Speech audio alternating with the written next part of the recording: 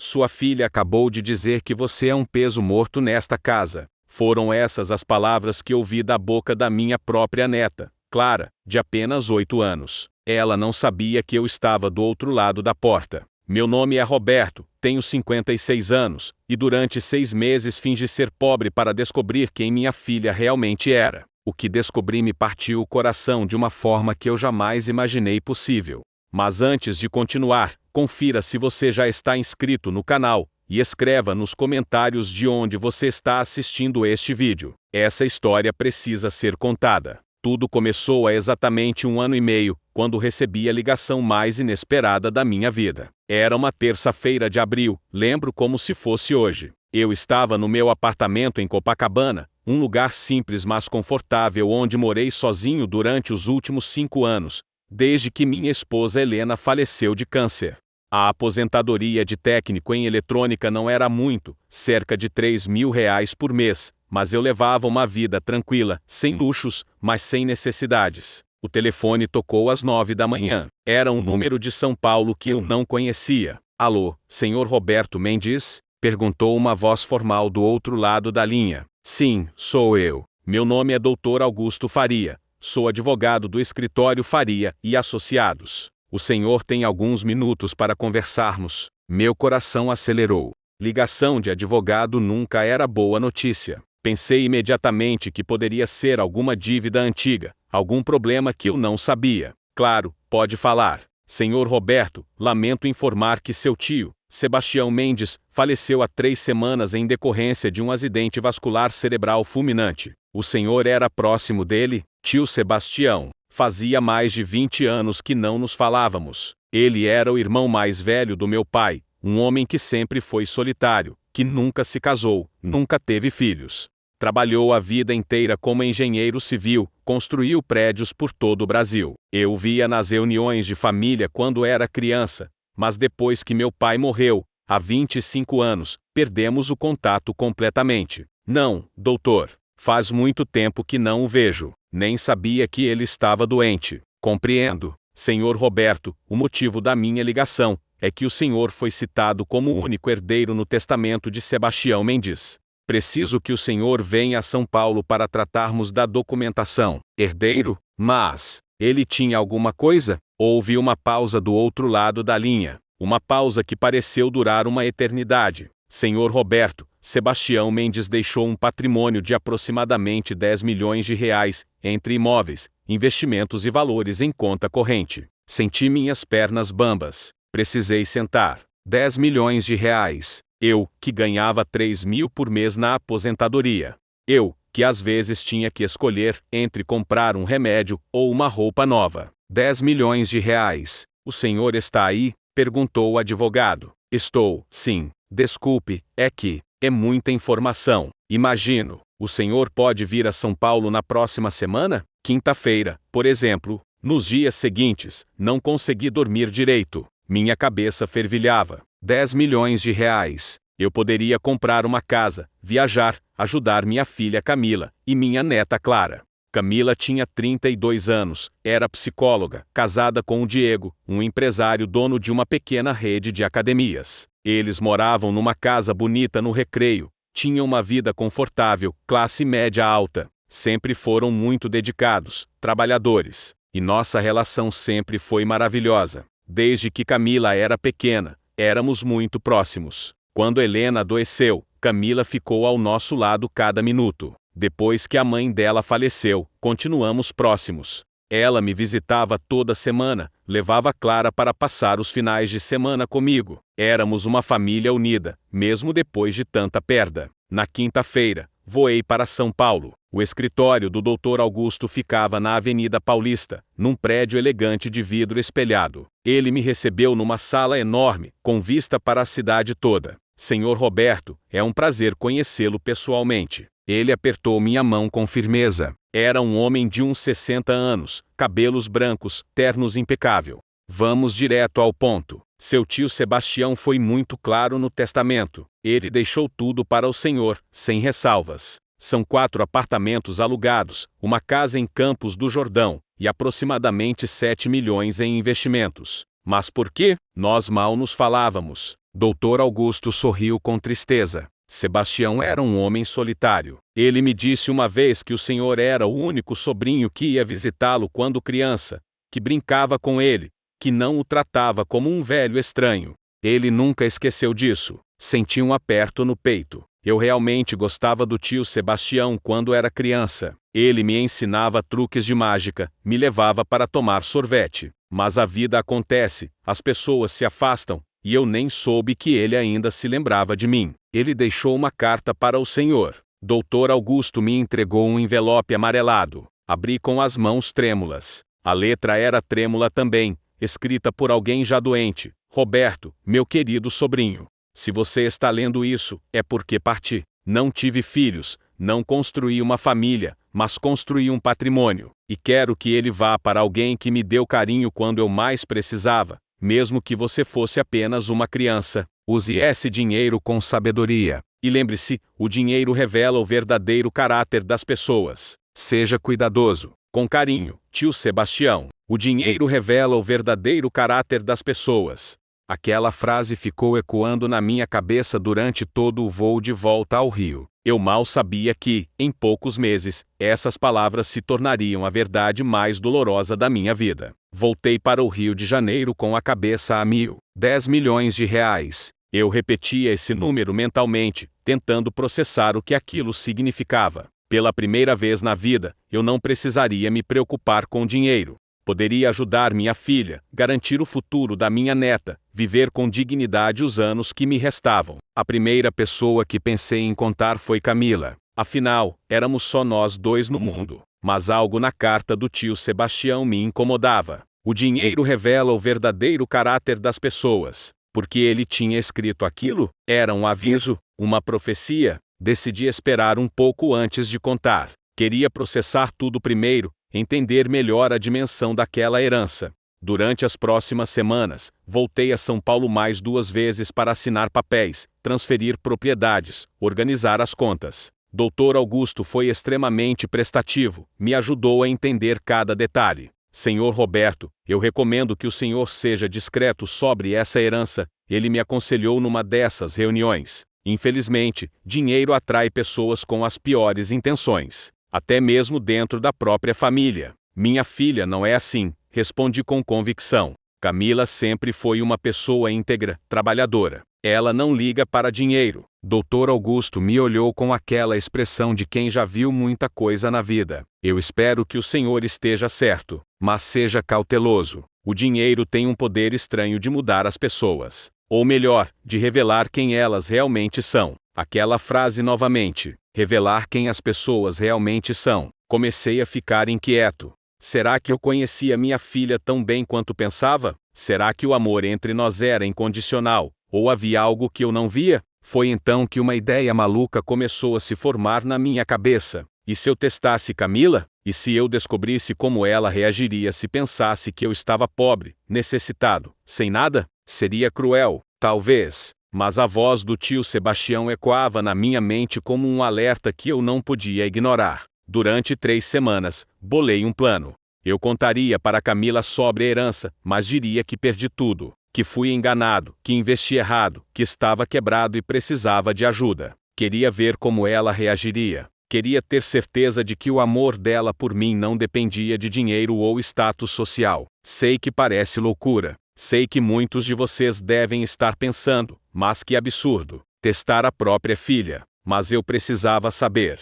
Precisava ter certeza de que, se um dia eu realmente ficasse sem nada, ela estaria ao meu lado pelos motivos certos. Marquei um almoço com Camila num domingo. Era final de agosto, um dia lindo de sol. Fomos ao nosso restaurante preferido no Leblon, aquele com vista para o mar, onde sempre comemorávamos as datas especiais. Clara tinha ficado com o pai em casa. Pai, você está diferente, Camila observou enquanto comíamos. Tem alguma coisa acontecendo? Era a deixa que eu esperava. Respirei fundo. Filha, eu preciso te contar uma coisa importante. Lembra do meu tio Sebastião, o irmão do vovô? Acho que sim. Você falava dele quando eu era criança. Ele faleceu há 2 meses. Pai, sinto muito. Ela pegou minha mão por cima da mesa. Ele me deixou uma herança. Uma herança muito grande, Camila. 10 milhões de reais. Vi os olhos dela se arregalarem. A boca abriu levemente, em choque genuíno. 10 milhões? Pai, você está brincando? Não estou. Apartamentos, investimentos, dinheiro em banco, tudo em meu nome agora. Meu Deus, pai, isso é incrível. Você merece tanto. Ela se levantou e me abraçou ali mesmo, no meio do restaurante. Vi lágrimas nos olhos dela. Você passou por tanta coisa, trabalhou tanto, cuidou da mãe quando ela estava doente. Finalmente algo bom acontece na sua vida. A reação dela foi tão genuína, tão pura, que quase desisti do meu plano naquela hora. Quase. Mas a voz do tio Sebastião continuava martelando na minha cabeça. Mas tem um problema, filha, continuei, seguindo o roteiro que havia ensaiado mentalmente.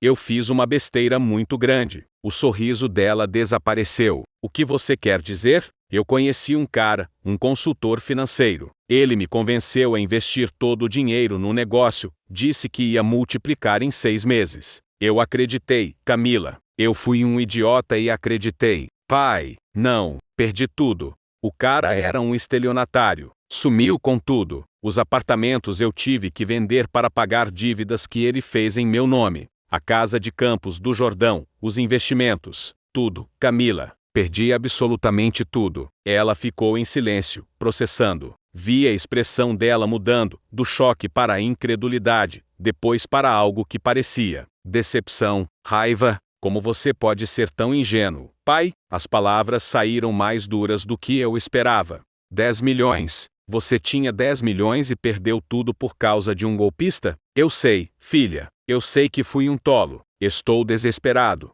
Fiquei só com as dívidas. Vou ter que vender meu apartamento para pagar o que devo. Vender o apartamento? E você vai morar onde? Era o momento crucial. O momento em que eu descobriria quem minha filha realmente era. Eu estava pensando se eu poderia ficar com vocês por um tempo, só até eu me reorganizar, arrumar um emprego, qualquer coisa. O silêncio que se seguiu pareceu durar uma eternidade. Camila olhou para o prato, para o mar, para qualquer lugar menos para mim. Pai, é que a casa está pequena, sabe? Clara está crescendo, ela precisa do espaço dela. E Diego está com os negócios meio apertados, as academias não estão indo tão bem quanto antes. Senti meu coração apertar. Mas continuei. Seria temporário, filha. Eu prometo. Só até deixa eu conversar com o Diego, está? A gente vê o que dá para fazer. Ela mudou de assunto rapidamente depois disso. Falou sobre o trabalho, sobre Clara, sobre qualquer coisa que não fosse minha situação. Quando nos despedimos, o abraço foi mais frio, mais rápido. Nos dias seguintes, Camila não me ligou. Normalmente, ela me telefonava pelo menos 3 vezes por semana. Passava no meu apartamento aos domingos com Clara. Mas dessa vez, nada. Silêncio absoluto. Eu esperava, com o coração apertado, querendo acreditar que ela estava apenas processando a notícia, conversando com Diego sobre a melhor forma de me ajudar. Mas no fundo, uma parte de mim já sabia. Já sentia que algo tinha mudado. Passaram-se 10 dias até ela finalmente me ligar. Era uma quinta-feira à noite. Oi, pai. Desculpa a demora. Estive conversando com o Diego. E então, minha voz saiu mais ansiosa do que eu pretendia. Olha, pai, a gente decidiu que você pode vir ficar aqui em casa por um tempo, mas tem algumas condições, está? Condições. Ela disse condições para o próprio pai morar com ela. Que condições, filha? Você vai ficar no quartinho dos fundos, aquele que a gente usa como depósito. Vamos arrumar uma cama, um guarda-roupa. Mas você precisa ajudar nas despesas da casa, pelo menos R$ 1.000 por mês da sua aposentadoria. E também ajudar nas tarefas, sabe? Fazer mercado, buscar Clara na escola às vezes. A gente trabalha muito, pai, e com você aqui vai ser uma boca a mais para alimentar. Cada palavra era como uma facada. R$ 1.000 da minha aposentadoria de 3.000. Ajudar nas tarefas. Quartinho dos fundos. Uma boca a mais. Eu não era mais o pai. Eu era um fardo. Um problema a ser gerenciado. Tudo bem, filha. Eu aceito. Obrigado por me receberem. Não precisa agradecer, pai. Você pode vir no sábado. A gente vai desocupar o quarto até lá. Se você está gostando dessa história, deixe seu like para me ajudar a continuar trazendo essas histórias reais, que tocam o coração. E me conta nos comentários, você teria coragem de fazer um teste como esse? No sábado, às 9 da manhã, cheguei à casa deles com minhas 2 malas. Era uma casa bonita mesmo, 3 quartos, quintal, numa rua tranquila do Recreio. Diego me recebeu na porta com um aperto de mão formal, quase frio. E aí, Roberto? Entra. Camila está arrumando seu quarto. Ele nunca me chamava de Roberto. Sempre foi seu Roberto ou sogro, com respeito. Mas agora era só Roberto, como se eu fosse um conhecido qualquer. O quartinho dos fundos ficava depois da área de serviço, era pequeno, úmido, com uma janela que dava para o muro do vizinho. Tinha uma cama de solteiro velha, um guarda-roupa de porta quebrada, uma mesinha de cabeceira manchada. Pronto, pai. Está simples, mas dá para você ficar por enquanto, Camila disse, sem me olhar nos olhos. Está ótimo, filha. Obrigado. Ela já estava virando para sair quando eu perguntei, e a Clara? Ela está em casa? Está no quarto dela. Olha, pai, eu já conversei com ela. Expliquei que você vai ficar aqui por um tempo porque está passando por dificuldades. Então, por favor, não fique enchendo a cabeça dela com suas histórias. Ela é criança, não precisa saber de todos os seus problemas. Encher a cabeça dela com minhas histórias. Eu, que sempre fui o avô que contava aventuras, que brincava, que fazia a Clara rir. Agora minhas histórias eram um incômodo. Pode deixar. Os primeiros dias foram estranhos. Eu tentava me fazer pequeno, invisível. Acordava cedo, arrumava minha cama, tomava café rápido e ficava no meu quarto lendo ou assistindo transmissão vertical no celular. Camila e Diego saíam cedo para trabalhar e deixavam uma lista de tarefas para mim: lavar louça, varrer a casa, ir ao mercado, buscar Clara na escola às 17 horas. Eu fazia tudo sem reclamar. Afinal, era parte do teste. Queria ver até onde aquilo iria. Clara, minha netinha que sempre me recebia com abraços apertados e gritos de vovô, agora mal olhava para mim. Quando eu ia buscá-la na escola, ela vinha devagar, com vergonha, enquanto os amiguinhos dela entravam em carros bonitos com os pais bem vestidos. Vovô, por que você não tem mais carro? Ela me perguntou no terceiro dia, enquanto esperávamos o ônibus. Minha flor, o vovô está passando por um momento difícil, mas vai passar, você vai ver. A mamãe disse que você perdeu todo o dinheiro que o tio-avô tinha deixado. Disse que você foi burro. Burro. Minha própria filha tinha me chamado de burro para minha neta. As pessoas cometem erros, Clara. O importante é aprender com eles.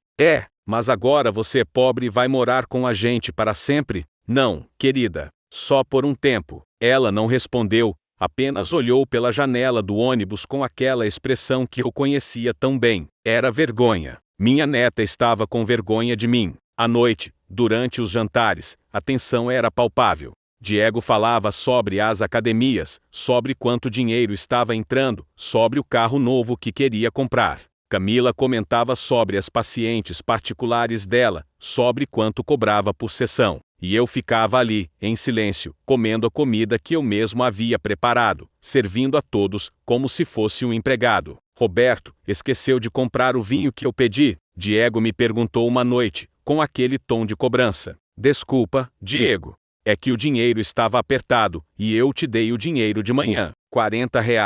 O vinho custava 35. É verdade, mas eu vi que estava faltando arroz, feijão, algumas coisas básicas, então eu pedi especificamente o vinho. Se eu der uma ordem, espero que seja cumprida. Uma ordem. Ele tinha dado uma ordem para mim. Olhei para Camila, esperando que ela dissesse alguma coisa, que me defendesse. Mas ela apenas cortava a carne no prato, como se não tivesse ouvido nada. Tem razão. Desculpa, amanhã eu compro o vinho. Não precisa. Já perdi a vontade. Ele se levantou da mesa e foi para o quarto. Aquela noite, enquanto lavava a louça, ouvi Camila e Diego conversando no quarto deles. A porta estava entreaberta, e as vozes ecoavam pelo corredor. Quanto tempo ele vai ficar aqui, Camila? Não sei, amor. Ele disse que é temporário. Temporário já fazem 2 semanas. E ele nem está procurando emprego direito. Fica o dia todo naquele quartinho. Ele tem 56 anos, Diego. Quem vai contratar um homem de 56 anos? Então ele vai ficar aqui de graça para sempre, comendo nossa comida, usando nossa água, nossa luz? Ele paga R$ 1.000 por mês. R$ 1.000 não cobre nem metade dos custos. E outra, Camila, a gente tinha planos. A gente ia viajar no final do ano, lembra? Como a gente vai viajar com seu pai aqui? Houve um silêncio. Eu sei, amor. Eu sei, mas ele é meu pai, e ele deveria ter pensado nisso antes de perder R$ 10 milhões como um completo idiota. Aquilo doeu mais do que todas as humilhações anteriores juntas. Minha própria filha não tinha me defendido. Não tinha dito não fala assim do meu pai. Ela apenas tinha concordado em silêncio. As semanas foram passando, e a situação só piorava. Cada dia que passava, eu via minha filha se transformando em alguém que eu não reconhecia. Ou talvez ela sempre tenha sido assim, e eu nunca tive olhos para ver. Um mês depois de me mudar para a casa deles, começaram as regras.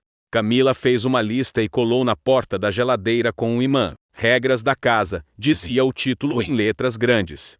Não usar o banheiro da suíte. Usar apenas o banheiro social. 2. Não deixar roupas no varal por mais de um dia. 3. Não usar a transmissão vertical da sala depois das 21 horas. Clara precisa dormir. 4. Não cozinhar alimentos muito cheirosos. Diego tem sensibilidade. 5. Manter o quarto sempre arrumado. Podemos ter visitas. 6. Colaborar com as despesas. R$ 1.200 por mês. Reajuste. R$ 1.200. Ela tinha aumentado o valor sem nem me consultar. Eu olhei para aquela lista e senti vontade de chorar.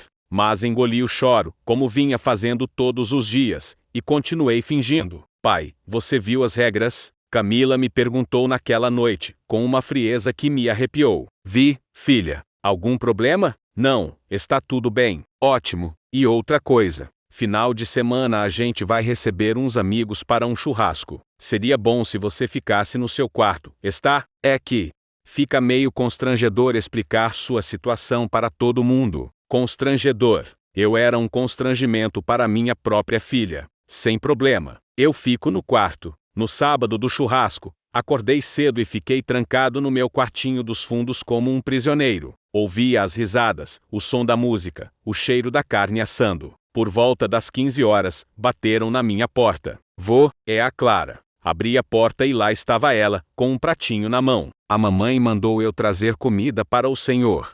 Senhor. Ela tinha me chamado de senhor, não de vovô. Obrigado, minha flor. Ela entregou o prato e já estava virando para sair quando perguntei: você não quer ficar aqui conversando um pouquinho com o vovô? Clara olhou para os lados, como se temesse ser vista. Não posso, vô. A mamãe disse que eu não posso ficar incomodando o senhor. Você nunca me incomoda, Clara. Nunca. Mas ela já tinha saído, fechando a porta atrás de si. Olhei para o prato. Tinham me mandado 2 pedaços pequenos de carne, um pouco de farofa e vinagrete. As sobras. Me mandaram as sobras enquanto os convidados comiam os melhores cortes. Sentei na cama e, pela primeira vez desde que aquele teste tinha começado, chorei. Chorei baixinho, com a mão tapando a boca para ninguém ouvir. Não era pela comida, era por tudo. Por cada olhar de desprezo, cada palavra ríspida, cada momento em que eu deixava de ser o pai e me tornava apenas um peso. Mas algo dentro de mim dizia para continuar, para ver até onde aquilo iria. Porque se eu revelasse a verdade agora, Camila diria que estava apenas estressada, que não foi por mal, que ela ainda me amava. Eu precisava ter certeza absoluta do que estava vendo. Na segunda-feira seguinte, Camila entrou no meu quarto sem bater. Pai, preciso falar com você. Oi, filha. O que foi? A gente está planejando uma viagem para Disney com a Clara. Vai ser em dezembro, nas férias dela. E, bem, não tem como levar você junto. Não cabe no orçamento. Eu entendo, filha. Aproveitem. É que a Clara está pedindo, sabe? Todas as amigas dela já foram. Ela é a única da turma que nunca viajou para fora do país. A gente não quer que ela se sinta inferior. Inferior. Mas estava tudo bem me fazer sentir inferior todos os dias. Faça essa viagem com ela. Ela merece. Camila pareceu aliviada. Obrigada por entender. E, pai, enquanto a gente estiver viajando, seria bom você ficar na casa de algum conhecido, sabe? É que vamos trancar a casa, e não queremos deixar ninguém aqui sozinho. Ninguém. Eu era ninguém. Onde eu vou ficar, Camila? Eu não tenho mais ninguém. Sei lá, pai. Você sempre foi tão comunicativo. Deve ter amigos. Ou então aluga um quartinho por uns dias. Só não pode ficar aqui, entendeu? Depois que ela saiu, eu peguei meu celular e liguei para o Dr. Augusto, o advogado. Senhor Roberto, como vai? Doutor, eu preciso desabafar com alguém. Contei tudo. Cada humilhação, cada palavra dura, cada olhar de desprezo. Quando terminei, havia lágrimas escorrendo pelo meu rosto. Dr. Augusto ficou em silêncio por um momento. Senhor Roberto, posso ser franco? Por favor, termine esse teste. O senhor já viu o que precisava ver. Prolongar isso só vai machucá-lo mais. Eu sei, mas eu preciso ter certeza absoluta. Absoluta. Então pelo menos deixe-me fazer uma coisa. Vou contratar um investigador particular para documentar tudo. Gravações, fotos, tudo. Caso o senhor precise de provas no futuro. Provas? Para quê? Senhor Roberto, o senhor tem 10 milhões de reais. Se um dia essa história toda vier à tona, e sua filha souber da verdade, ela pode processá-lo, pode dizer que foi abuso psicológico, pode tentar ficar com o dinheiro, alegando que o senhor não está em condições mentais de gerenciar o patrimônio. Eu já vi de tudo nesse ramo, acredite. Proteja-se. Aquilo me deixou ainda mais angustiado, mas ele tinha razão. Está bem, faça isso. Me conta nos comentários, você acha que ele deve continuar com esse teste, ou deve revelar a verdade agora? E não esquece de se inscrever no canal se você está acompanhando essa história. 2 dias depois, recebi uma mensagem no celular de um número desconhecido. Era o investigador, se identificando. Estou de olho. Qualquer coisa grave, me avise imediatamente. E as coisas foram ficando cada vez mais graves. Uma noite, Clara estava fazendo o dever de casa na sala. Eu tinha saído do quarto para pegar água na cozinha, quando ouvi a conversa dela com Camila. Mãe, posso contar um segredo? Claro, meu amor. Eu tenho vergonha do vovô. Parei de andar. Fiquei ali, atrás da parede, ouvindo. Por quê, filha? Porque ele é pobre agora. E velho. E fica aqui em casa sem fazer nada. Minha amiga Júlia viu ele no mercado outro dia pegando as promoções, aquelas coisas de validade vencida. Ela contou para todo mundo na escola. Todo mundo fica me zoando dizendo que meu avô é mendigo. Esperava que Camila defendesse. Esperava que ela dissesse: não fala assim do seu avô, ele está passando por dificuldades, mas continua sendo uma pessoa digna. Mas o que ela disse foi: eu sei, meu amor. Eu também fico constrangida às vezes. Mas é só por um tempo, está? Logo, logo o vovô vai arrumar um jeito de sair daqui. Sério? Quando? Não sei, mas tomara que seja logo. Tomara que seja logo. Minha filha estava desejando que eu fosse embora. Voltei para o quarto sem pegar a água. Sentei na cama e fiquei olhando para o teto, tentando processar o que tinha acabado de ouvir. Peguei o celular e mandei uma mensagem para o Dr. Augusto. Doutor, quanto tempo mais eu aguento isso? A resposta veio rápida: o quanto o senhor achar necessário. Mas pelo amor de Deus, não faça nenhuma besteira. O senhor tem muito pelo que viver. Novembro chegou trazendo um calor sufocante e uma tensão ainda maior dentro daquela casa. Eu estava lá há quase 3 meses, e cada dia parecia pior que o anterior. Diego mal falava comigo, apenas dava ordens. Camila me tratava como um empregado incompetente. E Clara, minha netinha, havia se tornado uma estranha. Numa manhã de sábado, acordei com vozes alteradas vindo da sala. Abri a porta do meu quarto devagar e ouvi Diego gritando com Camila. 3 meses, Camila. 3 meses desse homem aqui em casa. Eu não aguento mais. Ele é meu pai, Diego. E daí? Ele que se vire. Ele perdeu 10 milhões de reais por ser burro, por ser ganancioso. Agora quer que a gente sustente ele pelo resto da vida? Não é pelo resto da vida, não? Então é até quando? Ele tem 56 anos. Não arruma emprego, não se esforça. Fica o dia inteiro naquele quarto fedorento comendo nossa comida, usando nossa estrutura. Você sabe quanto subiu a conta de luz desde que ele chegou? Houve um silêncio. Eu sei que está difícil, Camila falou, com a voz mais baixa. Mas ele não tem para onde ir. Então coloca ele num asilo. Existem lugares para pessoas como ele. Asilo? Diego, ele não é um velho senil. Ele só está sem dinheiro. Exatamente. E sem dinheiro, sem utilidade. Olha, Camila, ou ele sai, ou eu saio. Escolhe. Meu coração parou. Diego tinha dado um ultimato. Ou eu ou ele. Diego, não faz isso, eu estou falando sério. Não casei com você para sustentar seu pai fracassado. Até o final do mês eu quero ele fora dessa casa. Se você não tiver coragem de falar com ele, eu falo. Ouvi passos pesados, uma porta batendo. Depois, silêncio. Esperei, imaginando que Camila viria conversar comigo, me defender, dizer que não ia me colocar para fora. Mas ela não veio. Ouvi apenas o som do chuveiro ligando no banheiro da suíte. Voltei para o quarto com as pernas bambas.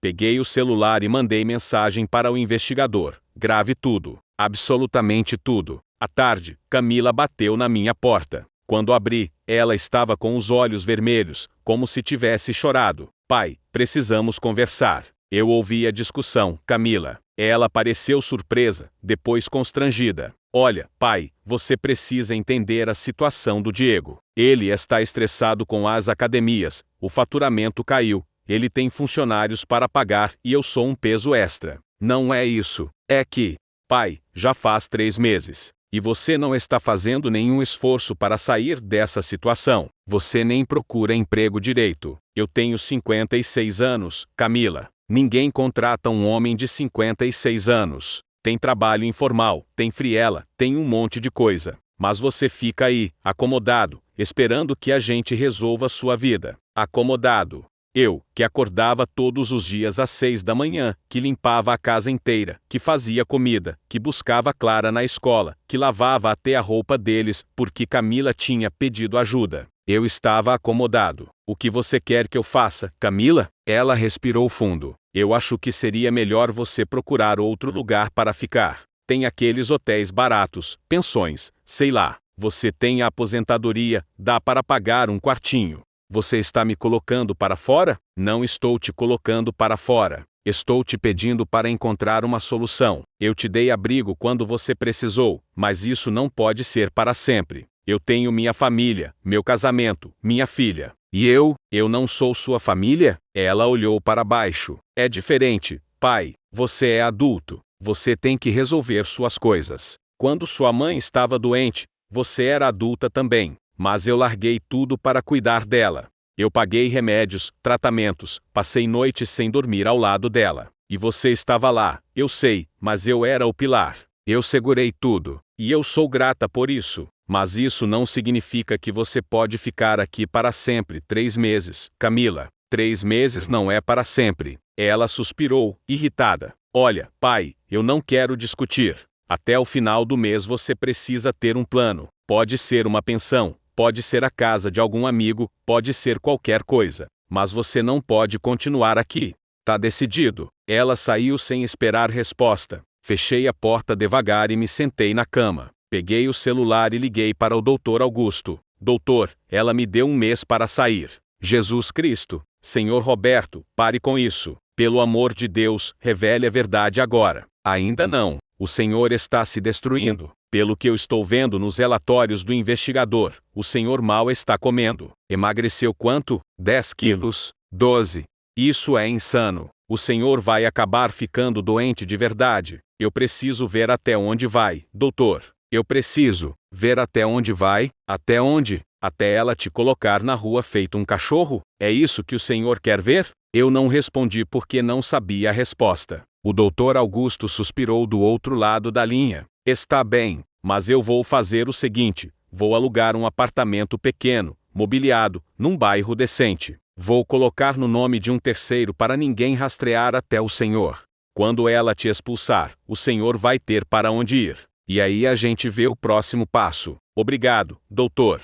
E, senhor Roberto, o investigador me passou umas gravações que são muito difíceis de ouvir. Tem certeza que quer continuar recebendo esse material? Mande tudo. Naquela noite, recebi um arquivo de áudio. Era uma gravação de Camila conversando com uma amiga no telefone. O investigador tinha colocado escutas na sala da casa, com meu consentimento. Apertei o play. Menina, eu estou exausta. Não aguento mais ter meu pai aqui em casa. A voz da amiga: mas ele vai ficar muito tempo ainda? Espero que não. Dei um ultimato. Até o final do mês ele tem que sair. Nossa, Camila, mas ele não tem para onde ir, né? Que se vire. Eu já fiz minha parte. Acolhi ele quando precisou, mas a vida continua. E, sinceramente, me arrependo de ter aceitado ele aqui. Só deu problema. Diego está uma pilha de nervos, Clara está constrangida, e eu só quero minha paz de volta. Mas ele é seu pai. Eu sei, mas eu não posso sacrificar minha família por causa dos erros dele. Ele perdeu 10 milhões.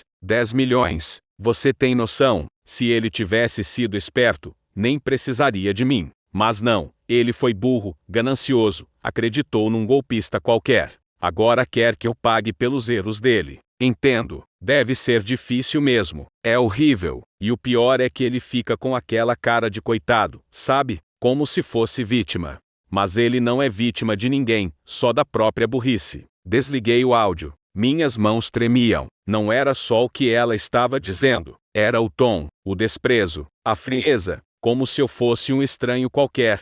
Não um homem que a criou, que a amou incondicionalmente a vida toda. Se você está acompanhando essa história até aqui, deixe seu like, se você está sentindo a mesma dor que eu estou sentindo ao contar isso. E me diga nos comentários, até onde você acha que essa situação vai? Nos dias seguintes, o clima dentro da casa ficou insuportável. Camila mal falava comigo. Diego me ignorava completamente. Clara parecia ter medo de mim, como se eu fosse contagioso. Comecei a procurar pensões, quartinhos para alugar, qualquer coisa barata que coubesse na minha aposentadoria. O Dr. Augusto já tinha arrumado o apartamento, mas eu não podia simplesmente ir para lá e revelar tudo. Ainda não. Precisava seguir o script até o final. Faltavam 10 dias para o fim do mês. 10 dias até o prazo que Camila tinha me dado. Eu ainda não tinha dito nada sobre para onde iria, e a tensão na casa estava no limite. Numa tarde de quarta-feira, cheguei em casa depois de ter ido ao banco verificar uns documentos. Quando abri a porta, ouvi vozes vindo do quarto de Clara. Reconheci a voz da minha neta e de duas amiguinhas dela. Sua casa é linda, Clara, disse uma delas. Obrigada. Quer ver meu quarto? Claro. Nossa, você tem tanta coisa legal. Fiquei na sala, esperando que Clara me chamasse para cumprimentar as amigas, como sempre fazia antes. Mas os minutos passaram e nada. Até que ouvi uma das meninas perguntar: Clara, quem é aquele senhor que estava chegando? Houve uma pausa. Meu coração acelerou. É o caseiro. Caseiro. Minha neta tinha me chamado de caseiro. Sério? Que chique ter caseiro. Ele ajuda aqui em casa. Mas a gente nem fala muito com ele, sabe? Ele é meio estranho. Senti minhas pernas fraquejarem. Precisei me segurar no sofá. Caseiro. Estranho. As palavras martelavam na minha cabeça como pregos. Fui para o meu quarto e fechei a porta. Sentei na cama e cobri o rosto com as mãos. Quanto mais uma pessoa consegue aguentar? Quanto mais eu precisava passar por isso para ter certeza do que já sabia? Peguei o celular para ligar para o Dr. Augusto, mas antes que pudesse discar, chegou uma mensagem dele. Senhor Roberto, o investigador captou algo muito sério hoje. O senhor precisa ouvir isso agora. Era um arquivo de áudio. Dessa vez era uma conversa entre Camila e Diego, gravada no quarto deles há poucas horas. Apertei o play com as mãos tremendo. Diego, você falou com ele sobre sair? Camila, falei. Ele tem até o final do mês. Diego, e se ele não sair? Camila, como assim, não sair? Diego, e se ele simplesmente se recusar? Falar que não tem para onde ir? Houve uma pausa. Camila, a gente chama a polícia. Diego, a polícia? Camila, ele não paga aluguel, não tem contrato. Tecnicamente ele é um invasor. A gente pode pedir remoção. Meu Deus, minha filha estava planejando chamar a polícia para me tirar de casa à força. Diego, não acha muito radical? Camila, Diego, eu estou exausta. Eu não aguento mais. Ele está acabando com o nosso casamento, com a paz da nossa casa. Clara está constrangida. Você está estressado. Eu estou no limite. Se ele não sair por bem, vai ter que sair por mal. Diego, e você não tem pena? Camila, pena? Eu tive pena durante 3 meses. Dei abrigo, comida, tentei ajudar. Mas ele não faz nada para melhorar a situação dele. Fica aí, parado, esperando que a gente resolva a vida dele. Sabe o que eu acho? Acho que ele está acomodado. Acho que ele quer mesmo ficar aqui, de graça, sendo sustentado. Diego, pode ser. Camila, não é pode ser. É, e eu não vou permitir isso. Se no dia 1º de dezembro ele ainda estiver aqui, eu ligo para a polícia e pronto. Já passou da hora de ele assumir a responsabilidade pela própria vida. O áudio terminou. Fiquei olhando para a tela do celular, incapaz de processar o que tinha acabado de ouvir. Minha filha. Minha Camila, que eu tinha embalado no colo, ensinado a andar, levado para a escola todos os dias. A menina que chorava no meu ombro quando tinha pesadelos. A jovem que me pediu para levá-la ao altar no dia do casamento. Essa mesma pessoa estava planejando chamar a polícia para me remover de sua casa, como se eu fosse lixo. Mandei mensagem para o Dr. Augusto. Acabou. Não aguento mais. Vou revelar tudo. A resposta veio imediata. Espere. Não faça nada por impulso. Vamos planejar isso direito. O Senhor merece uma revelação à altura de tudo o que passou. Não quero vingança. Só quero que isso acabe. Não é vingança, Senhor Roberto. É justiça. E é proteção. O Senhor precisa deixar claro, com provas, tudo o que aconteceu aqui. Caso contrário, ela vai inventar uma história diferente. Vai dizer que o Senhor está mentindo. Vai virar tudo contra o Senhor. Confie em mim. Eu já vi esse filme antes. Ele tinha razão. Eu sabia que tinha.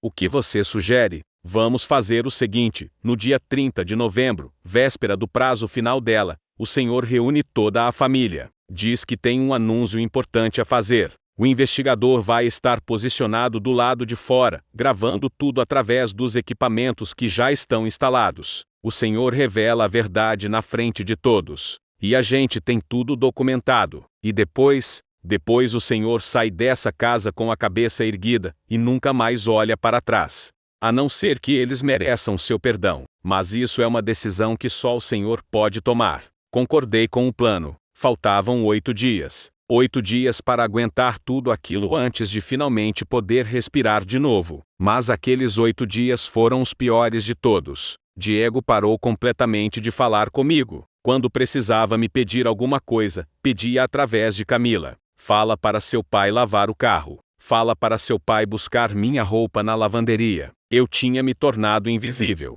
Camila estava cada dia mais fria. Não me olhava nos olhos. Quando precisava falar comigo, usava um tom monocórdio, sem emoção, como se estivesse lendo um script. E Clara, minha netinha, simplesmente me evitava. Quando eu entrava na sala, ela saía. Quando eu tentava conversar, ela dava desculpas e ia para o quarto. Era como se eu tivesse alguma doença contagiosa. No dia 28 de novembro, 2 dias antes da revelação, aconteceu algo que quase me fez desistir de tudo e ir embora sem dizer nada.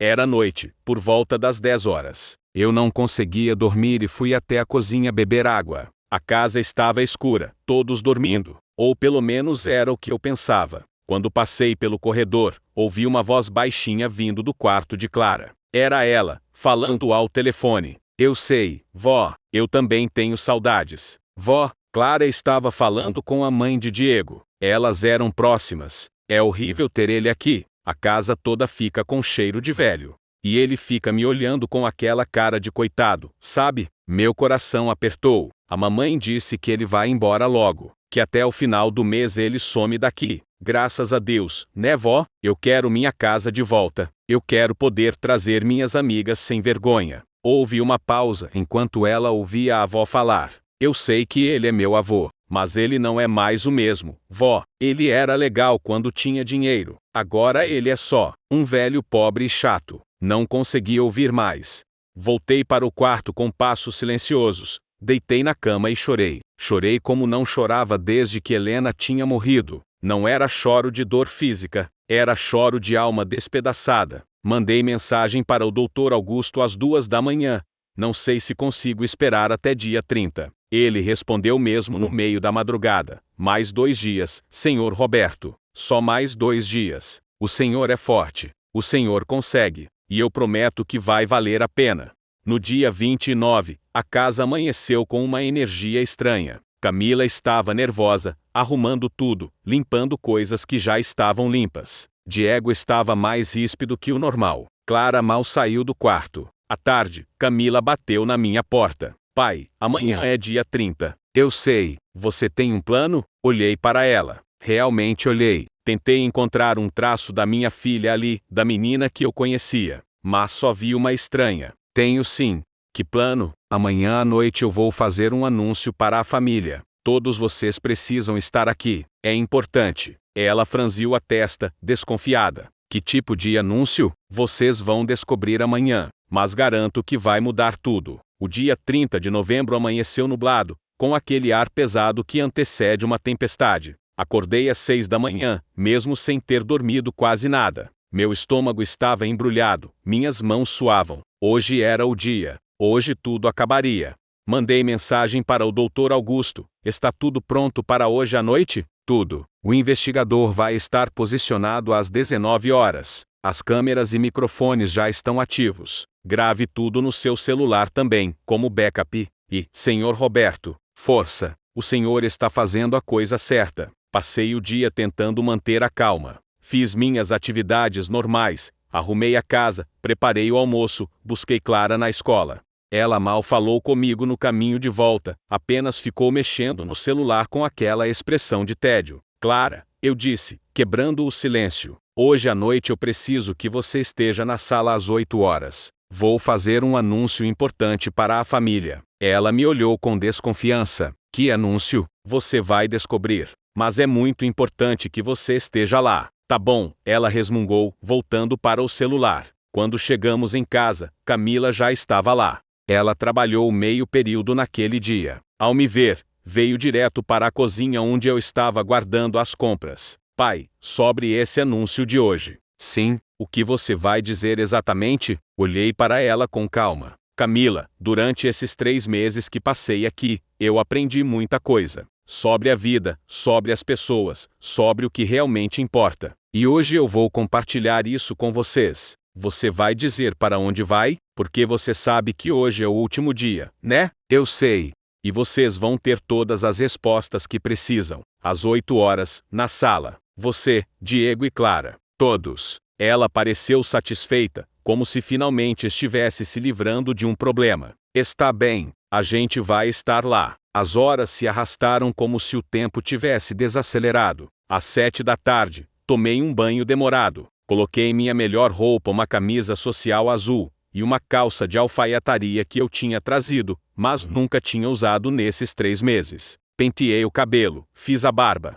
Olhei no espelho e vi um homem cansado, mais magro, com olheiras profundas, mas de pé, ainda de pé. Você consegue, Roberto, disse para meu reflexo. Mais 1 hora e isso acaba. Às 7h50, recebi uma mensagem do investigador. Estou em posição. Todos os equipamentos funcionando. Boa sorte, Sr. Roberto. Às 8 horas em ponto, saí do meu quarto e fui para a sala. Camila, Diego e Clara já estavam lá, sentados no sofá, me esperando. Diego tinha os braços cruzados, Camila estava com as mãos no colo, Clara mexia no celular. Boa noite, eu disse, ficando de pé à frente deles. Oi, pai, pode começar logo? Eu tenho uma série para assistir, Camila disse com impaciência. Respirei fundo. Vou ser rápido. Mas antes, preciso que todos vocês prestem atenção no que eu vou dizer. Sem interrupções. Quando eu terminar, vocês podem falar o que quiserem. Diego revirou os olhos. Está bem, Roberto. Fala logo.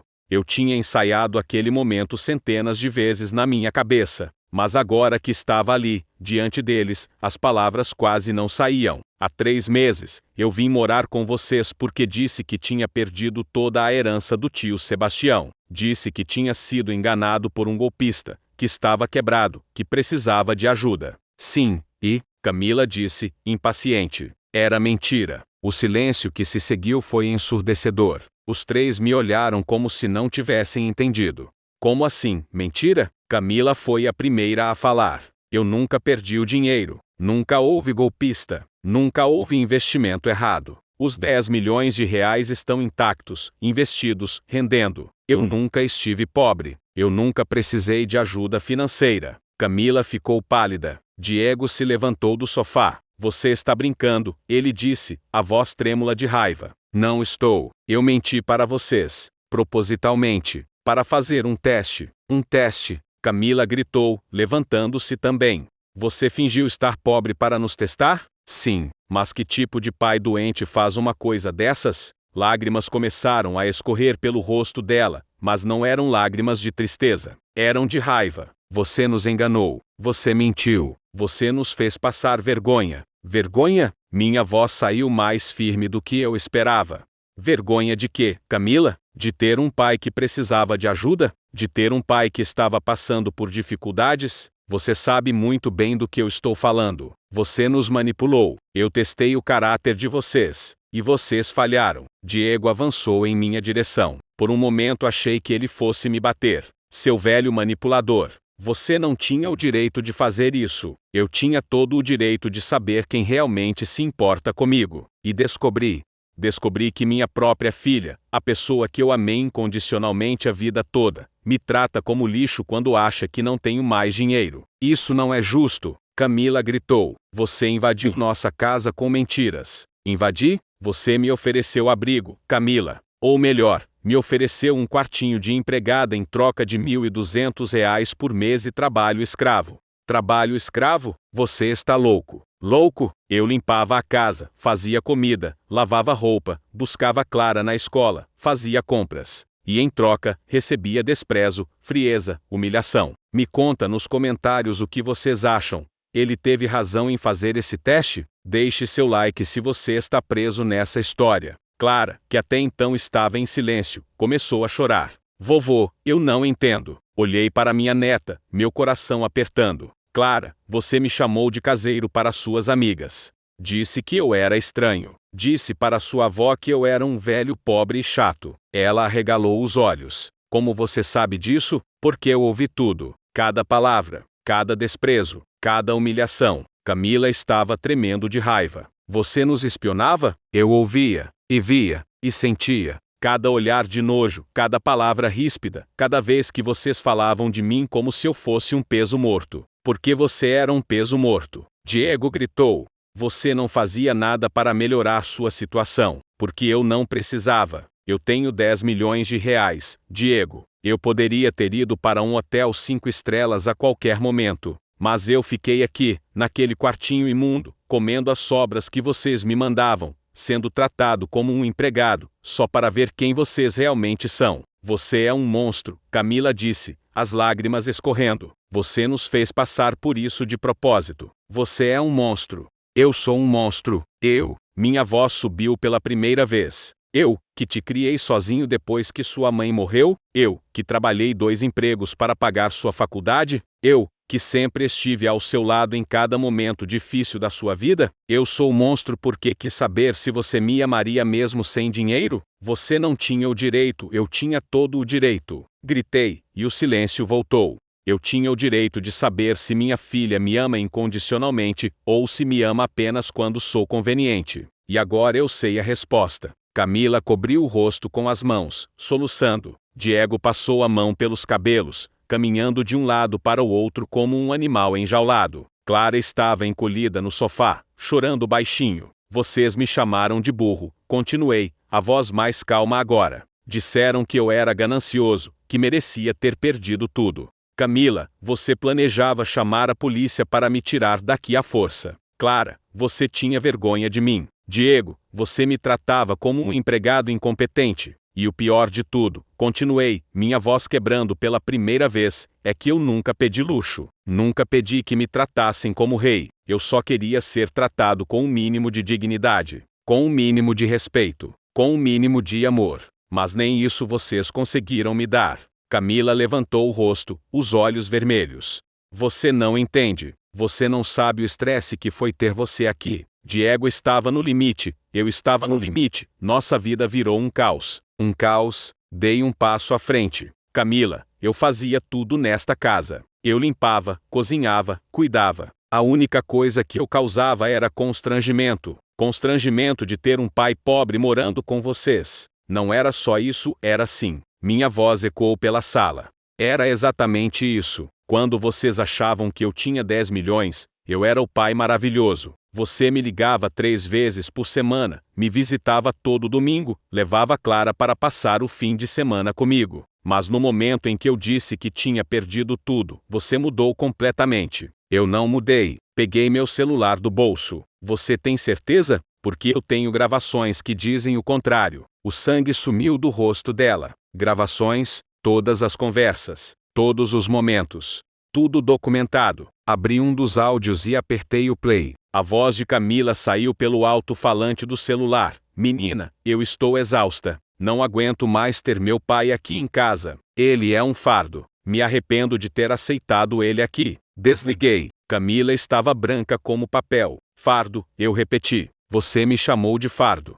Pai, eu estava desabafando com uma amiga. Eu estava estressada. E quando você disse para o Diego que ia chamar a polícia para me tirar daqui, isso também foi só estresse? Ela não respondeu. Diego também estava em silêncio, a mandíbula travada. Vocês queriam que eu saísse? Pois bem, eu vou sair. Hoje mesmo. Mas antes, quero que vocês entendam algo muito importante. Olhei para cada um deles. Amor verdadeiro não depende de dinheiro. Amor verdadeiro não desaparece quando a pessoa está passando por dificuldades. Amor verdadeiro é incondicional. Pai, você não entende, eu entendo perfeitamente. Minha voz saiu mais alta do que eu pretendia. Respirei fundo, me recompondo. Eu entendo que, para vocês, eu só tinha valor quando tinha dinheiro, quando eu era útil, quando eu não era um constrangimento. Clara se levantou do sofá, ainda chorando. Vovô, eu sinto muito. Eu não queria, Clara, eu disse, minha voz suavizando ao olhar para minha neta. Você é criança. Você não tem culpa. Você apenas refletiu o que seus pais te ensinaram, que pessoas valem pelo que têm, não pelo que são. Não coloca a culpa em mim. Camila gritou. Você que fez isso. Você que armou essa farsa toda. Eu apenas revelei quem vocês realmente são. E dói, eu sei. Dói olhar no espelho e não gostar do que vê. Mas a verdade é essa, Camila. Quando você achou que eu estava pobre, você se livrou de mim como se eu fosse lixo. Diego finalmente falou, a voz cheia de veneno. E o que você vai fazer agora, Roberto? Vai se vingar? Vai nos humilhar publicamente? Vingar? Dei uma risada triste. Eu não preciso me vingar de vocês. Vocês já estão punidos. Vocês vão ter que viver pelo resto da vida sabendo que falharam no teste mais importante, o teste do caráter. Você não é melhor que a gente. Camila gritou. Você é pior. Você mentiu, manipulou, nos espionou. Eu testei, corrigi, e eu tinha minhas razões. Meu tio Sebastião deixou uma carta me avisando. O dinheiro revela o verdadeiro caráter das pessoas. Ele sabia. Ele passou a vida sozinho porque sabia que as pessoas só se aproximavam dele por interesse. E ele tentou me alertar. Peguei o envelope amarelado do bolso, aquele que o Dr. Augusto tinha me dado meses atrás. Ele escreveu, seja cuidadoso. E eu não fui. Eu achei que minha filha era diferente. Achei que nosso amor era especial, que era forte o suficiente para sobreviver a qualquer coisa. Mas eu estava errado. Camila estava soluçando agora, o rosto enterrado nas mãos. Diego tinha se sentado novamente, a cabeça baixa. Clara continuava chorando baixinho. Vocês queriam saber meu plano? Continuei. Meu plano é o seguinte, eu vou sair desta casa agora. Tenho um apartamento já alugado, mobiliado, esperando por mim. Vou viver minha vida longe de vocês. Vou usar meu dinheiro para viajar, para conhecer o mundo, para fazer tudo o que sempre quis fazer, mas nunca tive condições. Pai, por favor. Camila tentou se aproximar, mas eu levantei a mão. E quanto ao dinheiro, eu disse, olhando diretamente para ela, eu já decidi o que vou fazer com ele. Ela parou, esperando. Diego também levantou a cabeça. Metade vai ser doada para instituições de caridade, asilos, orfanatos, projetos sociais.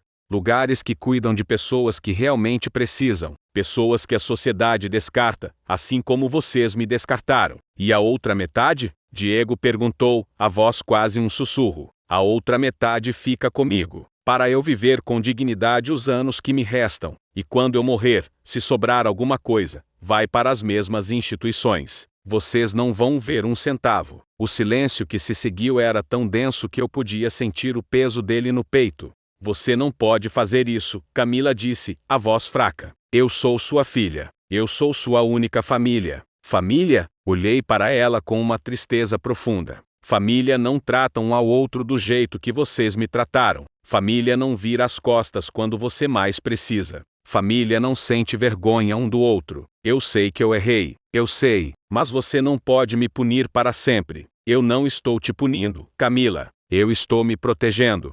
Porque se eu perdoasse agora, se eu dividisse o dinheiro com vocês, eu nunca saberia se vocês realmente mudaram ou se estão apenas fingindo. E eu não consigo viver com essa dúvida pelo resto da minha vida. Me aproximei da porta, peguei a pequena mala que eu tinha preparado mais cedo. Dentro estavam apenas algumas roupas e documentos. O resto eu deixaria para trás. Pai, espera. Camila veio correndo, tentando segurar meu braço.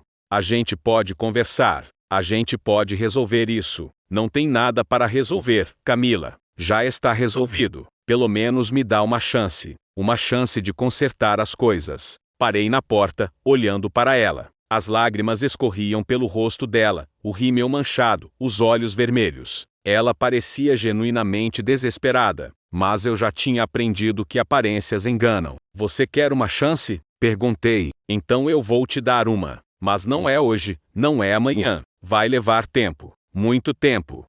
Se um dia, daqui a meses, talvez anos, você provar para mim que mudou de verdade, que aprendeu alguma coisa com isso, talvez a gente possa reconstruir alguma coisa. Mas não vai ser fácil. E não vai ser rápido. Eu vou mudar. Eu prometo. Promessas são fáceis, Camila. Ações são difíceis. Me mostre através de ações, não de palavras. Olhei para Clara, que estava parada no meio da sala, os olhos inchados de tanto chorar. Meu coração apertou. Ela era apenas uma criança. Ela não merecia passar por isso. Clara, eu disse suavemente. Vovô te ama. Sempre te amou e sempre vai amar. Mas eu preciso ir embora agora. Quando você crescer, vai entender por quê. Não vai, vovô, por favor. Ela correu até mim e me abraçou, chorando no meu peito. Aquele foi o momento mais difícil de todos. Mais difícil que todas as humilhações, todas as palavras duras, toda a frieza. Porque Clara era inocente. E eu estava saindo da vida dela. Abracei minha neta pela última vez, beijei o topo da cabeça dela. Seja forte, minha flor. E seja melhor que seus pais. Me soltei suavemente do abraço de Clara e caminhei até a porta. Cada passo parecia pesar uma tonelada. Antes de sair, virei-me uma última vez para olhar aquela cena. Camila derrubada no chão, soluçando, Diego de cabeça baixa, envergonhado, e Clara me olhando com aqueles olhos castanhos cheios de lágrimas. Adeus, foi tudo que consegui dizer antes de fechar a porta atrás de mim. Do lado de fora, o investigador estava apoiado em um carro preto. Quando me viu, acenou discretamente e entrou no veículo. Ele tinha gravado tudo, como combinado. Todas as provas estavam documentadas, arquivadas, protegidas. Entrei no Ubon que eu tinha chamado mais cedo, e dei o endereço do apartamento que o Dr. Augusto havia alugado para mim. Durante todo o trajeto, fiquei em silêncio, olhando pela janela, vendo a cidade passar. Era noite, as luzes dos postes criavam um borrão amarelado. Eu me sentia vazio, exausto, mas, de alguma forma estranha, também me sentia livre. O apartamento ficava em Botafogo, num prédio discreto mas bem conservado. Era pequeno, um quarto e sala, mas limpo, mobiliado com bom gosto. Tinha tudo o que eu precisava, uma cama confortável, uma transmissão vertical, uma cozinha funcional. Era simples, mas era meu. E ali ninguém me trataria como um peso morto. Sentei no sofá, e finalmente deixei as lágrimas caírem. Chorei por tudo. Pela filha que eu tinha perdido, ou melhor, que talvez eu nunca tenha realmente conhecido. Pela neta que deixei para trás. Pela família que se despedaçou. Pela ilusão que tinha se quebrado em 1000 pedaços. Meu celular tocou. Era o Dr. Augusto. Senhor Roberto, tudo bem? Eu sobrevivi. O investigador me mandou os arquivos. Tudo está documentado. O senhor fez a coisa certa. Não parece que fiz. Eu sei que dói agora. Mas com o tempo, o senhor vai perceber que foi necessário. E, senhor Roberto, eu sei que não é meu lugar falar, mas eu estou orgulhoso do senhor. O que o senhor fez exigiu uma coragem imensa. Ou uma loucura imensa. Talvez um pouco dos dois. Ele deu uma risada triste. Descanse agora. Amanhã a gente conversa sobre os próximos passos. Desliguei e fiquei olhando para o teto. Será que eu tinha feito a coisa certa? Será que eu tinha sido muito cruel? Essas perguntas martelavam na minha cabeça, sem resposta. Os dias seguintes foram estranhos. Acordava no apartamento novo sem saber direito onde estava. Não tinha mais tarefas para fazer, ninguém para servir, nenhum lugar para estar. Era uma liberdade que assustava. Camila me ligou no segundo dia. Atendi, mas não disse nada. Pai, você está aí? Estou. Pai, por favor, a gente precisa conversar. Eu não dormi nada esses dias. Eu não parei de pensar em tudo o que aconteceu. E eu quero pedir desculpas. De verdade, eu errei. Errei muito. Eu deveria ter te tratado melhor. Deveria ter sido mais compreensiva, mais amorosa. Eu sei disso agora. Você sabe disso porque descobriu que eu tenho dinheiro. Se eu realmente estivesse pobre, você continuaria querendo que eu sumisse da sua vida. Não é verdade. Camila, você teve 3 meses para me tratar bem. 3 meses para demonstrar amor, compaixão, humanidade. Você escolheu demonstrar desprezo, frieza e crueldade. Essa foi sua escolha. Eu sei, e eu quero consertar. Me dá uma chance, pai. Eu já disse. Se você realmente mudar, se você me provar através de ações que mudou, talvez um dia a gente possa reconstruir alguma coisa. Mas vai levar tempo. Quanto tempo? Não sei. Meses, anos, talvez nunca. Depende de você. Houve um silêncio do outro lado. E Clara, você vai abandonar sua neta por causa dos meus erros? Aquilo doeu como uma facada. Eu não estou abandonando ninguém. Eu estou me protegendo. E Clara é sua filha, Camila. É sua responsabilidade ensiná-la sobre valores, sobre caráter, sobre o que realmente importa na vida. Algo que, obviamente, você ainda precisa aprender. Você está sendo injusto. Injusto? Você planejava chamar a polícia para me tirar de casa à força. Me chamou de fardo. Disse que se arrependia de ter me acolhido. E eu sou injusto? Ela começou a chorar. Eu estava errada. Eu admito. Mas você também estava errado em me testar dessa forma. Talvez. Mas pelo menos agora eu sei a verdade. Desliguei o telefone e bloqueei o número dela. Precisava de tempo. Tempo para processar, para curar, para entender o que fazer daqui para frente. Se você está acompanhando até aqui, deixe seu like e me conta nos comentários. Você acha que ele deveria perdoar a filha? Ou ela não merece uma segunda chance? Nas semanas seguintes, estabeleci uma rotina. Acordava cedo, fazia caminhadas pela orla de Botafogo, tomava café em padarias diferentes, conhecia pessoas. Comecei a frequentar um grupo de leitura numa biblioteca pública, onde conheci outros aposentados. Ninguém ali sabia que eu tinha dinheiro. Eu era apenas o Roberto, um senhor viúvo que gostava de livros. E sabe o que descobri? Que eles me tratavam com mais respeito e carinho em 2 semanas do que minha própria família tinha me tratado em 3 meses. Um mês depois de ter saído da casa de Camila, recebi uma carta.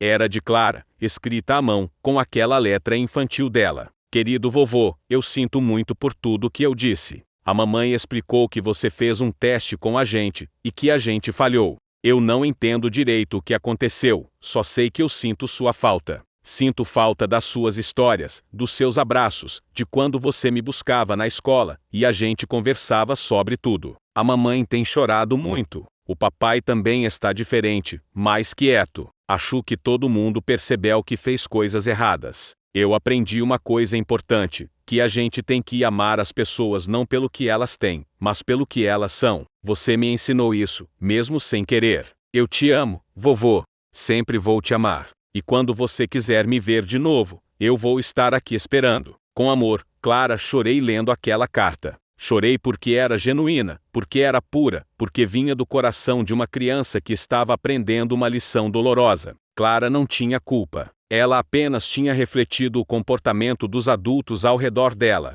Guardei a carta numa gaveta, junto com as fotos antigas da família. Um dia, talvez, eu respondesse. Mas não agora. Ainda era muito cedo. O doutor Augusto me ligava semanalmente para saber como eu estava. Ele se tornou mais que um advogado, tornou-se um amigo, alguém que entendia pelo que eu tinha passado. Senhor Roberto, posso perguntar uma coisa? Claro. O senhor se arrepende do que fez? Fiquei em silêncio por um momento, pensando. Eu me arrependo da dor que causei, especialmente para Clara, que é inocente em tudo isso, mas não me arrependo de ter descoberto a verdade, porque agora eu sei. E eu prefiro uma verdade dolorosa a uma mentira confortável. Sabe as palavras. E sabe o que é o mais triste, doutor? Eu teria dividido tudo com eles, cada centavo, se eles tivessem me tratado com amor e respeito, mesmo achando que eu estava pobre. Eu teria revelado a verdade eventualmente e dividido a herança. Eles teriam ficado ricos. Mas eles não conseguiram. Não conseguiram me amar quando acharam que eu não tinha nada. E isso diz mais sobre eles do que sobre o Senhor.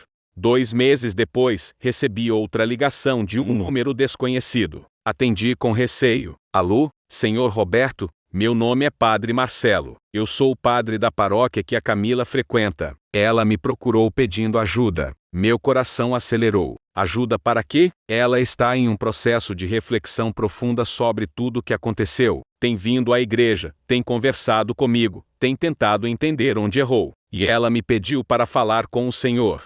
Com todo respeito, padre, mas não sei se estou pronto para essa conversa. Eu entendo perfeitamente, Senhor Roberto, e não vim aqui para pressioná-lo ou para dizer que o Senhor deve perdoar. Vim apenas para passar uma mensagem. Que mensagem? Camila está fazendo terapia. Ela e Diego estão fazendo terapia de casal também. Ela começou a trabalhar como voluntária num asilo, cuidando de idosos carentes. Ela me disse que quer entender o que o Senhor sentiu, quer aprender a ser uma pessoa melhor. Fiquei em silêncio, processando aquela informação. Senhor Roberto, eu não sei tudo o que aconteceu entre vocês, mas sei que ela está genuinamente arrependida. Ela chora toda vez que conversamos sobre isso, e eu acredito na capacidade das pessoas de mudarem, quando realmente querem. Padre, o Senhor não viveu o que eu vivi. O Senhor não sentiu o que eu senti. Tem razão, só vim passar a mensagem.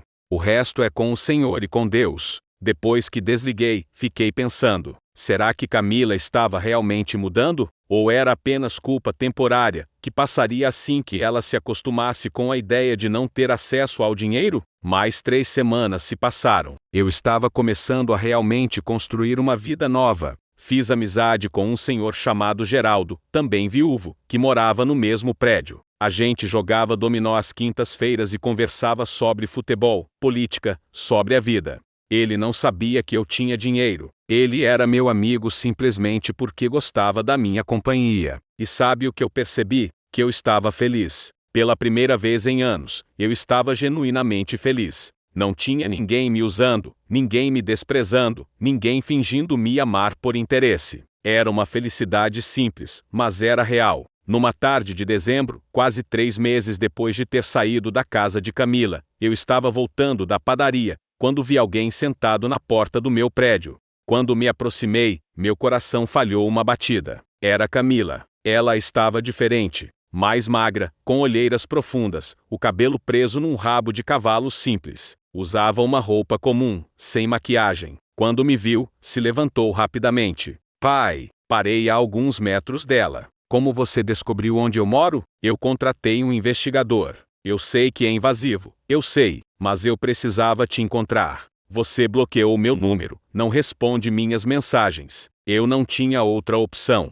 E o que você quer? Ela respirou fundo, as lágrimas já começando a escorrer. Eu quero pedir desculpas. De verdade, não porque você tem dinheiro, mas porque eu fui uma péssima filha, uma péssima pessoa. Isso eu já sei, eu sei que você sabe. E você tinha razão em tudo, em cada palavra que disse naquela noite. Eu te tratei como lixo. Eu senti vergonha de você. Eu planejei te expulsar de casa. E tudo porque eu achava que você estava pobre. Ela enxugou as lágrimas com as costas da mão. Esses últimos meses foram os piores da minha vida, pai. Não pelo dinheiro, eu nem me importo mais com isso. Mas porque eu finalmente entendi o que perdi. Eu perdi meu pai, a pessoa que sempre me amou incondicionalmente, e eu não soube retribuir esse amor. Camila, me deixa terminar. Por favor. Ela respirou fundo. Eu comecei a fazer voluntariado num asilo. Todo sábado eu passo o dia lá, conversando com os idosos, fazendo companhia para quem não tem visitas. Tem um senhor lá, o seu Antônio, que tem 78 anos. Os filhos dele nunca visitam. Ele passa os dias sozinho, olhando para a porta, esperando alguém que nunca chega. Ela soluçou, e toda vez que eu olho para ele, Eu vejo você. Eu vejo o que eu fiz. Eu vejo como eu descartei meu próprio pai como se ele fosse nada. E me destrói por dentro, pai. Me destrói. Eu queria continuar duro, queria continuar firme. Mas ver minha filha assim, tão quebrada, tão genuinamente arrependida, estava rachando meu coração. Eu não espero que você me perdoe. Ela continuou. Eu nem sei se eu mereço perdão, mas eu precisava que você soubesse que eu mudei. Ou pelo menos estou tentando mudar. Estou aprendendo a valorizar as pessoas pelo que elas são, não pelo que elas têm. Estou ensinando isso para Clara também. Como ela está? Ela chora por você toda noite.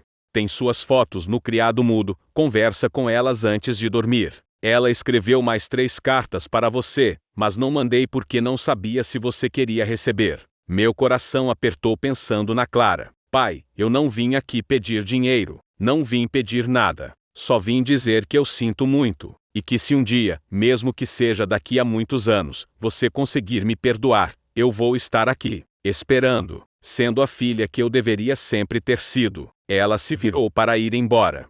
E foi nesse momento que algo dentro de mim se quebrou. Talvez fosse o cansaço de carregar tanto rancor. Talvez fosse ver que ela realmente estava tentando mudar. Talvez fosse simplesmente amor. Camila. Ela parou, se virou. Você quer subir? Tomar um café? Os olhos dela se arregalaram. Sério? Eu não estou dizendo que está tudo perdoado. Não está. Vai levar muito tempo para reconstruir a confiança. Mas talvez a gente possa começar devagar.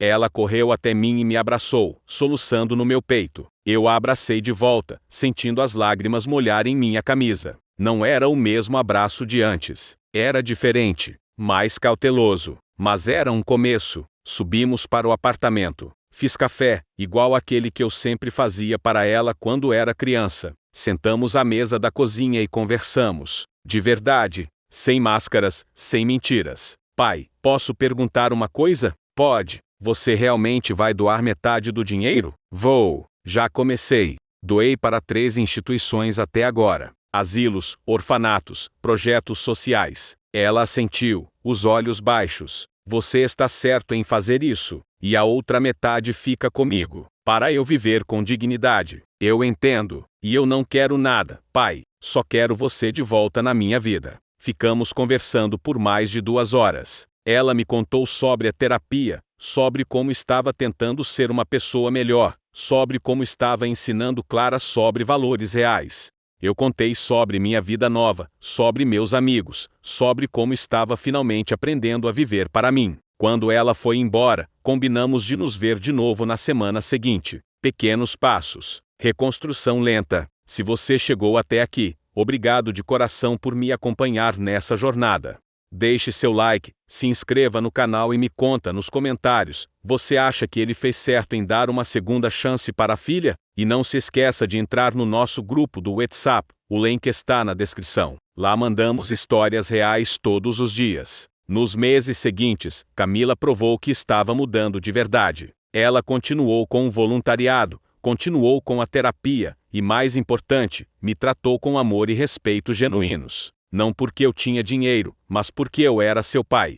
Clara e eu voltamos a nos ver. Devagar, reconstruindo nossa relação avô e neta. Ela me mostrou as cartas que tinha escrito, todas guardadas numa caixinha especial. Cada uma me fazia chorar. Diego me pediu desculpas também. Foi um pedido difícil para ele, eu via no rosto dele. Mas foi sincero. Ele reconheceu que tinha me tratado como inferior, que tinha deixado a ganância e o preconceito falarem mais alto que a humanidade.